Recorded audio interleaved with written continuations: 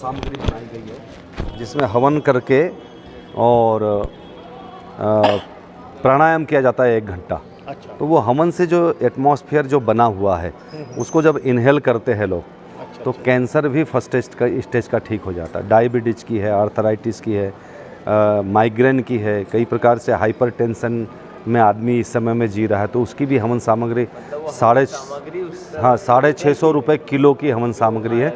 40 ग्राम हवन सामग्री लेना है, उसमें 15-20 ग्राम गाय का घी मिला के किसी कम वेंटिलेशन वाले जगह पे हवन करके और फिर उसमें 1 घंटे तक प्राणायाम करना है। कम वेंटिलेशन। हाँ, जिसमें कि यज्ञ का धूम्र भी और यज्ञ की जो ऊर्जा बनी है वो रहें और उसमें 1 घंटे प्राणायाम करें तो कैसा ही कोई अवसादग्रस्त व्यक्ति हो वो भी ठीक हो जाता है यज्ञ के माध्यम से। पहले प्राचीन समय में ऋषि यही तो किया करते थे कि भाई जहाँ कहीं कोई ऐसी परिस्थिति आए, यज्ञ तो केवल वातावरण का परिशोधन नहीं करता।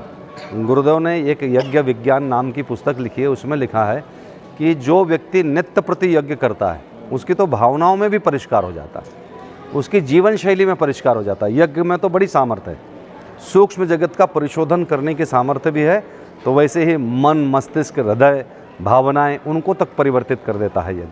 तो ये याज्ञवल्क्य ऋषि की परंपरा। यहाँ वशिष्ठ ऋषि की परंपरा है। वशिष्ठ ऋषि राजतंत्र का मार्गदर्शन करते थे। राजतंत्र का। हाँ, यहाँ पर हर सभी पार्टी के लोग आते हैं, बस उनके एक ही बात कही जाती है कि भाई आप रीति नीति मर्यादा के साथ में उसका पालन करिए और नहीं तो फिर अगले दिनों ब्रह्मदंड चलेगा और उस समय में आपको ठीक रास्ते पर आना पड़ेगा। तो ये वशिष्ठ ऋषि की परंपरा। चरक ऋषि की परंपरा है आयुर्वेद की परंपरा। और आयुर्वेद के पुनरुत्थान के लिए भी परम पूज्य गुरुदेव ने रिसर्च बहुत किया और आयुर्वेद का अपना भी एक प्रोडक्ट है गायत्री कुंज फार्मेसी के नाम पे। तो यहाँ पर उसके प्रयोग के बतौर ही यहाँ पर थोड़ा सा रखते हैं, बिजनेस पर्पज़ नहीं है। पर आयुर्वेद में बड़ा प्राण है। आयुर्वेद किसी प्रकार से कोई नुकसान नहीं पहुँचाता और सभी प्रकार की बीमारियों से मुक्ति दिला देता है। तो ये चरक ऋषि की परंपरा। ऐसी संहिता से भी इसमें कुछ आपने एक्सट्रैक्ट? हाँ, सब जो भी आयुर्वेद के अनेक ग्रंथ भी परम पूज्य गुरुदेव लिखे। इधर बताइए। ये परशुराम ऋषि की परंपरा है। परशुराम ऋषि के बारे में कहते हैं ना, जैसे कि उन्होंने क्षत्रिय विहीन कर दिया धरती को। अच्छा। हाँ। तो पर कौन से क्षत्रिय जो अपने मद में, अपने शक्ति के बल पर। हाँ, तो परम पूज्य गुरुदेव ने इस समय में एक परशुराम ऋषि के परंपरा को उस रूप में लिया है कि यहाँ तीर्थ में जो भी व्यक्ति आता है उनसे एक ही बात कहते हैं कि आप अपने दोष दुर्गुणों को छोड़ करके जाइए। हम यहाँ तीर्थ में आए हैं, पैसा नहीं मांगते। अगर आपकी भावना है तो यहाँ पैसा दे जाइए, नहीं तो कोई ज़रूरत नहीं है। पर अपने दोष दुर्गुण जरूर मांगते हैं। क्या बात। दोष दुर्गुणों की दक्षिणा जरूर देना है और उसी माध्यम से व्यक्ति अपने आप के व्यक्तित्व को परिष्कृत करते जाता है। अपने दुर्गुणों को कम करे और अपने आप की अच्छाइयों को। का है इनके बारे में बताइए। इनका भगीरथ जी का है ज्ञान गंगा का अवतरण। जी। परम पूज्य गुरुदेव ने ज्ञान गंगा का अवतरण किया। ज्ञान सर्वोपरि ये उपलब्धि है जीवन की। हाँ। और वो ज्ञान अगर जीवन में आ जाए तो सब कुछ आ जाता है। जी। तो परम पूज्य गुरुदेव ने उसी भगीरथ ऋषि के परंपरा का निर्वाह करते हुए या व्यास ऋषि के परंपरा का निर्वाह करते हुए 3200 पुस्तकों का लेखन किया। ये ऋषि, ये सामान्य लेखन नहीं है। ज्ञान गंगा का ज्ञान इनसे मिलता है। जी। अब ये देखिए यहाँ पर लिखा भी हुआ ना भगीरथ ऋषि के बारे में। पाप ताप से पीड़ित मनुष्यों के पाप ताप समन हेतु सुरसरी गंगा का अवतरण और उसके प्रवाह का विस्तार, यहाँ गौमुख से लेकर के गंगा सागर तक का। ऐसे तब क्या हुआ, अपनी शक्ति के मद में अनीति पर उतारू सगर पुत्र जो श्रापित हुए थे उनके बारे में लिखा है। अब इस समय में गुरुदेव ने भगीरथ परंपरा का निर्वाह कैसे किया। भौतिक विज्ञान के मद में अनास्थावान हुए मनुष्य पाप ताप से संताप पाने लगे। युग ऋषि ने प्रचंड तप साधना करके ज्ञान की उत्कृष्ट धारा ऋतंभरा प्रज्ञा का अवतरण किया, अर्थात पुस्तकों का लेखन कार्य किया। प्रज्ञा अभियान चलाकर आस्था संकट का निवारण किया। जनजीवन में पुनः बाहरी खुशहाली के साथ आंतरिक शांति संतोष के संचार विस्तार की व्यवस्था बनाई। मतलब एक ज्ञान का प्रसार विस्तार।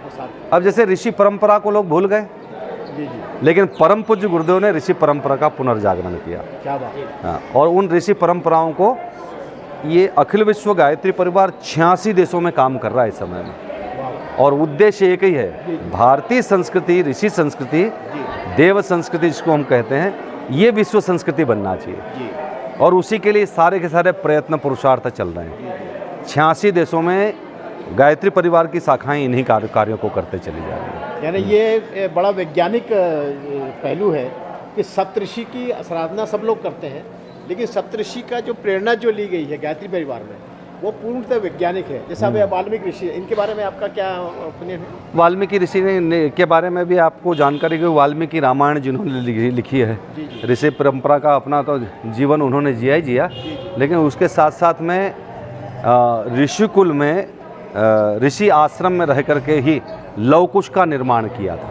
जी तो वर्तमान समय में उस परंपरा का पुनर्जागरण करके गुरुकुलों के माध्यम से या अपने घर परिवार को ही देव परिवार बना करके बच्चों के सुसंस्कारों का जागरण किया जा सकता है। लवकुश हम अपने घर में भी पैदा कर सकते हैं, लेकिन उसके लिए वातावरण उस स्तर का बनाना पड़ेगा जिस प्रकार का वातावरण वाल्मीकि ऋषि ने अपने आश्रम में बनाया था और वहाँ माता सीता के माध्यम से लवकुश की प्राप्ति हुई थी। क्या बात, जी जी व्यास जी। याज्ञवल्क्य ऋषि की परंपरा, यज्ञ की परंपरा मैंने अभी थोड़ी देर पहले ही बताया था कि यज्ञ के माध्यम से भी अनेक प्रकार के रोगों का निवारण तो होता ही है, लेकिन मनोवृत्तियों का भी निवारण कर देते हैं। और यहाँ देव संस्कृति विश्वविद्यालय के साथ साथ में और याज्ञवल्क्य ये एक ही है क्या? नहीं, अलग अलग है। वाल्मीकि ऋषि अलग है और व्यास जो लिखा है व्यास ऋषि का भी लेखन का कार्य था ना, वेदव्यास। हाँ वेदव्यास। हाँ, तो ये वेदव्यास की परंपरा में परम पूज्य गुरुदेव ने सारे आर्ष वाङ्मय वेद पुराण, सप्तऋषि में ही आते हैं सप्तऋषि। हाँ जी, वेद पुराण उपनिषद का इनका सबका भाष्य गुरुदेव ने किया और 3200 पुस्तकों का लेखन किया, व्यास परंपरा का पुनर्जागरण किया और 19वीं पुराण भी परम पूज्य गुरुदेव ने लिख दी है, श्रीमद् पावन प्रज्ञा पुराण। व्यास परंपरा का निर्वाह भी गुरुदेव ने किया। तो दोस्तों ये भी आपने देखा कि गायत्री परिवार का एक वैज्ञानिक पहलू ये भी है कि उन्होंने जो ऋषि परंपरा है उसको आगे बढ़ाने के लिए बहुत काम किया और आपने बताया कि बहुत से देशों में भी काम लगातार चल रहा है और हमारे खंडारी जी जो है इस मामले में उन्होंने काफ़ी हमको ज्ञान दिया और आगे भी देते हैं। चलिए आगे बताते हैं। दर्शनार्थी लोग कम हैं, यहाँ पर निवास करने वाले साधक बहुत हैं और यहाँ निवास करके सब साधना करने के लिए आते हैं। 5 दिन की अति विशिष्ट मौन साधना होती है, अंतः ऊर्जा जागरण शिविर जिसको कहते हैं। अच्छा, यहाँ पे जैसे जो आदमी जो भक्त आना चाहता है उसके लिए क्या उसका कोई एप्लीकेशन फॉर्म है क्या? ऑनलाइन व्यवस्था इस समय में है। जी जी। अपनी वेबसाइट है www.awgp.org। जी जी। उस वेबसाइट पर जैसे जाएंगे तो यहाँ के आने की विधि व्यवस्था क्या है वो सब मालूम पड़ जाती है। जी जी। और जैसे मैं शिविर के बारे में बोला था कि 5 दिन के अति विशिष्ट मौन साधना शिविर चलते हैं। 11 से 19 नहीं, ये 5 दिन वाले कभी कभार चलाते हैं, अभी तो बंद है इस समय में क्योंकि पब्लिक ज़्यादा आती है। वो ठंड के दिनों में ज़्यादा चलाते हैं जिस समय में यहाँ आवागमन कम होता है। आपने बताया था कि जो मासिक चलते हैं तो 11 से 19 9 दिन के शिविर चलते हैं। वो 1 से 9, 11 से 19 और 21 से 29। ये एक महीने में 3 शिविर चलते हैं। शिविर में भी हाँ, उसमें जब आप वेबसाइट पर जब जाएंगे तो उसमें शिविर का एक कॉलम आएगा, तो उसका रजिस्ट्रेशन आपको पहले लेना पड़ता है। हाँ, तो कम से कम 2-3 महीने पहले आप रजिस्ट्रेशन करा लीजिए। मोबाइल नंबर ही आपका रजिस्ट्रेशन नंबर होता है। राशि यहाँ पे नहीं, सब सारी व्यवस्था यहाँ निःशुल्क है। निःशुल्क है। यहाँ साधकों के रहने की व्यवस्था निःशुल्क है। जी जी। भोजन भंडारा माताजी का चलता है, उसमें भोजन की व्यवस्था निःशुल्क है। जी जी। वैसे जो साधक आते हैं 9 दिन के लिए वो तो एक ही समय का भोजन करते हैं। जी जी। पर कोई नहीं रह पाता तो दोनों समय भी भोजन कर सकते हैं। लेकिन साधक को यहाँ के अनुशासनों का पालन करना है। ब्रह्म मुहूर्त में इस समय में 3:30 बजे सब लोग जाग जाते हैं। ब्रह्म मुहूर्त में 3:30 बजे जाग करके आधे घंटे में स्नान होकर के तैयार होकर के यहाँ गायत्री माता मंदिर में आते हैं। यहाँ आरती होती है। फिर इसके बाद में यहाँ प्रवचन हॉल है, पीछे मेडिटेशन हॉल, इसमें आकर के ध्यान होता है। फिर उसके बाद यज्ञशाला में यज्ञ होते हैं। 12 प्रकार के संस्कार यहाँ चलते रहते हैं, जिसमें नामकरण, मुंडन, विद्यारंभ, जनेऊ संस्कार, दीक्षा संस्कार, तो श्राद्ध तर्पण, पिंडदान संस्कार, ये सारे संस्कारों का क्रम 5:30 बजे से शुरू हो जाता है। अच्छा। वो सारे संस्कारों का क्रम हो जाता है। लोग यज्ञ भी करते हैं।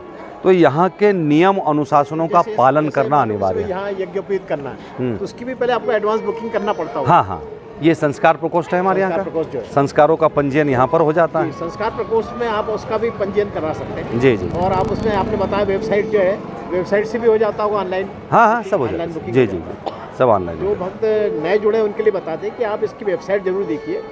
वेबसाइट का एक बार फिर से बता दीजिए, क्या है इसका? वेबसाइट है www.awgp.org। AWGP मतलब ऑल वर्ल्ड गायत्री परिवार, वो वेबसाइट है। वेबसाइट से आप यहाँ आने का रजिस्ट्रेशन भी करा सकते हैं और साधना में आप यहाँ आकर बहुत इसका लाभ ले सकते हैं। और यहाँ की सारी व्यवस्था निःशुल्क है, इसमें किसी प्रकार का शुल्क नहीं है। जो व्यक्ति अपने मन से स्वैच्छिक दान करना चाहता होगा उसके लिए कोई हाँ, उसको भी यहाँ 80G प्राप्त है मिशन को, जी तो रजिस्टर्ड मिशन की पूरी रसीद मिल जाती है। तो इसमें आप चेक से भी पेमेंट कर सकते हैं। हाँ हाँ, वो सब ऑनलाइन व्यवस्था भी है। आप